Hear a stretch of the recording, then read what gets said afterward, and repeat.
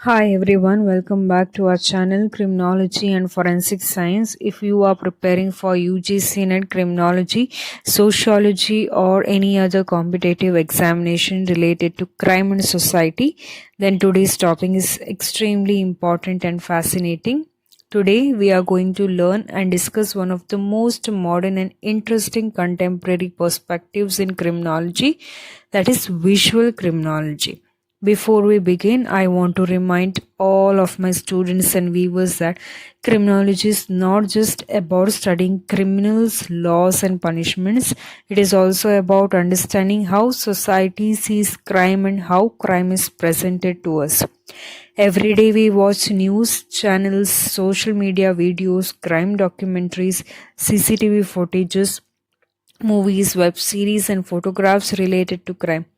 Have you ever wondered how these images influence our understanding of criminals, victims, police, and justice? This is exactly where visual criminology comes into the picture. So stay with me until the end because this topic is not only important for examination but also helps us understand the modern digital world in which crime is increasingly viewed through screens and images rather than direct experience. Visual criminology emerged during the late 20th and early 21st centuries as a contemporary approach within criminological studies. The perspective is closely associated with scholars such as Keith Hayward, Mike Presdee, and other researchers connected to the field of cultural criminology. Visual criminology developed from the realization that modern societies are highly visual societies. People often learn about crime not through personal experiences but through photographs, television broadcasts, newspaper images, social media posts, surveillance cameras, documentaries, and films. According to this perspective, images do not simply reflect reality, images can shape reality. The way crime is photographed, recorded, edited, and presented can influence public opinion, fear of crime, moral judgments, and even government policies. Visual criminologists argue that crime is not only committed and investigated, it is also seen, displayed, interpreted, and consumed visually. To understand this theory more clearly, imagine a situation where a news channel repeatedly broadcasts dramatic footage of a violent crime. Even if the actual crime rate is decreasing, viewers may begin to believe that society is becoming more dangerous. Similarly, when a photograph of a criminal is repeatedly shown in newspapers and on social media, the public may develop strong emotional reactions towards that individual before a court even reaches a verdict. Thus, images become powerful tools that influence social perceptions. One of the central ideas of visual criminology is that visual representations create meanings. An image is never completely neutral. Every photograph, video, or visual recording is created from a particular angle at a particular moment and often with a specific purpose. When crime is represented visually, certain aspects may be highlighted while others may be hidden. As a result, the public's understanding of crime can be shaped by what is shown and what is left unseen. Visual criminology also studies surveillance. In modern society, cameras are everywhere. We encounter CCTV cameras in shopping malls or railway stations, airports, schools, offices, and even in residential neighborhoods. Mobile phones have transformed ordinary citizens into potential recorders of crime. A crime that occurs today may be recorded by multiple cameras and shared across social media platforms within minutes. Visual criminologists examine how surveillance affects human behavior and how the constant possibility of being watched influences both offenders and ordinary citizens. Another important idea within visual criminology is the concept of spectacle. Certain crimes become media spectacles. These crimes attract enormous visual attention and dominate public discussions for weeks or even months.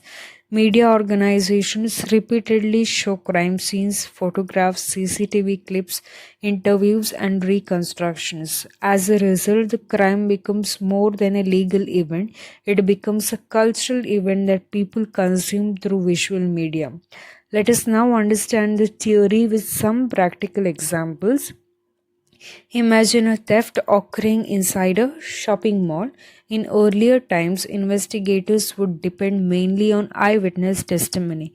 Today, CCTV footage becomes a crucial source of evidence. The visual recording not only helps identify the offender but also shapes public understanding of what had happened. People trust the video because they believe that seeing is believing. However, visual criminology reminds us that even video evidence requires interpretation. Cameras may not capture the entire event, and viewers may draw different conclusions from the same footage. The rise of social media has further strengthened the relevance of visual criminology. Every day, millions of images and videos related to crimes circulate online. Viral videos can create public outrage, mobilize social movements, influence investigations, and even pressure authorities to take actions. In many cases, visual evidence shared online becomes more influential than written reports. Now, let us discuss some important Indian case studies that helps us understand this perspective.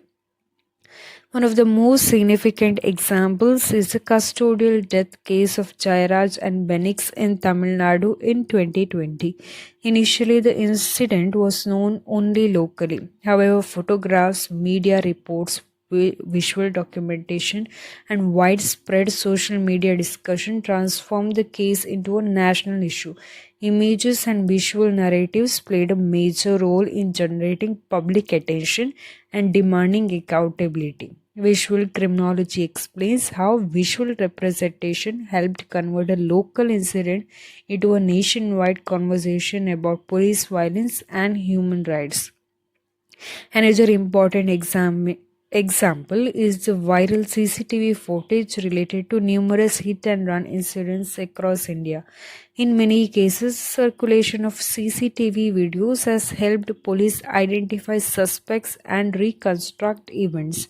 At the same time, these videos influence public emotions. People watching such footage often experience anger, sympathy, fear, or demands for stricter punishment.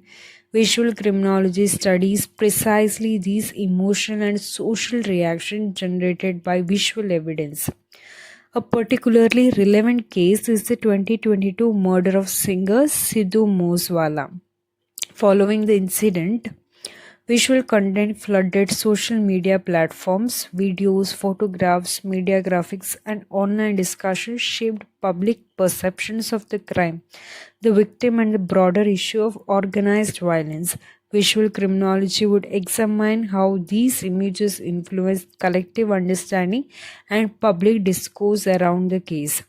And this striking example comes from incidents of mob violence where videos recorded by bystanders later become central evidence. In several cases across India, mobile phone recordings have documented assaults, communal tensions, and public violence. These recordings not only assist investigation but also become powerful visual symbols discussed across television channels and social media platforms. The crime effectively acquires a second life through its visual circulation. Visual criminology also helps us understand the increasing use of body cameras, drone surveillance, facial recognition system, and digital monitoring technologies. Modern criminal justice systems are becoming dependent on visual technologies than ever before. Police officers rely on visual evidence, court examine digital recordings, and public forms opinion through images available online. Consequently, crime control itself is becoming increasingly visual. The connection between visual criminology and cultural criminology is very strong. Cultural criminology argues that crime and control are influenced by culture, emotions, symbols, and media representation. Visual criminology extends this idea by focusing specifically on images and visual communication. It asks important questions. How do images shape our understanding of crime? Why do some crimes receive massive visual attention while others remain invisible? How do media images create fear or sympathy? How do visual technologies influence policing and punishment? One of the greatest contributions of visual criminology is that it encourages researchers to study not only crime itself but also the images surrounding crime. Traditional criminology often focused on offenders, victims, and legal institutions. Visual criminology expands the field by examining photographs, films, documentaries, social media posts, surveillance footage, television broadcasts, and digital visual cultures. However, like every other theory, even this visual criminology also faces criticism. Critics argue that the perspective sometimes pays too much attention to media images and not enough attention to deeper social causes of crime, such as poverty, inequality, unemployment, lack of education, and social exclusion. Some scholars believe that studying images alone cannot fully explain criminal behavior. Yet another criticism is that visual interpretations can be highly subjective. Different people may interpret the same image in different ways. What appears threatening to one person may appear harmless to another.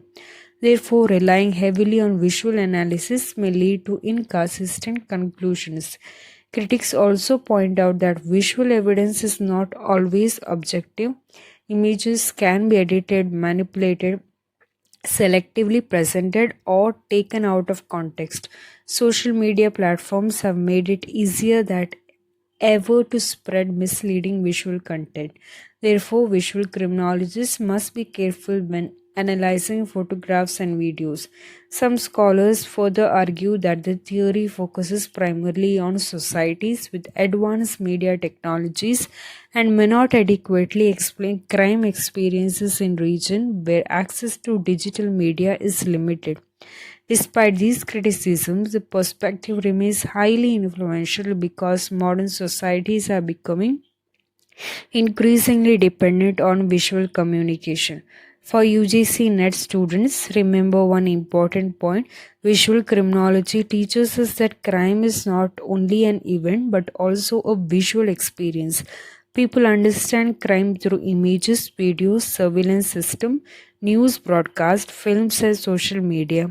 The theory highlights the power of visual culture in shaping public perceptions of crime, justice, victims, offenders, and law enforcement agencies. As we conclude today's discussion, let us reflect on a simple but powerful question. How many crimes do we actually witness in real life, and how many crimes do we know only through images on our screens? The answer itself explains why visual criminology has become such an important contemporary perspective. In today's digital age, images influence emotions, shape public opinion, affect criminal justice responses, and even redefine our understanding of reality. To all my UGC NET aspirants watching this video, never underestimate contemporary theories. Many students focus only on classical theories and forget that modern examinations increasingly ask questions about emerging perspectives such as cultural criminology, green criminology, newsmaking criminology, peacemaking criminology, and visual criminology. Keep learning, keep revising, and keep believing in your preparation. Every hour you spend studying today is bringing you one step closer towards your success.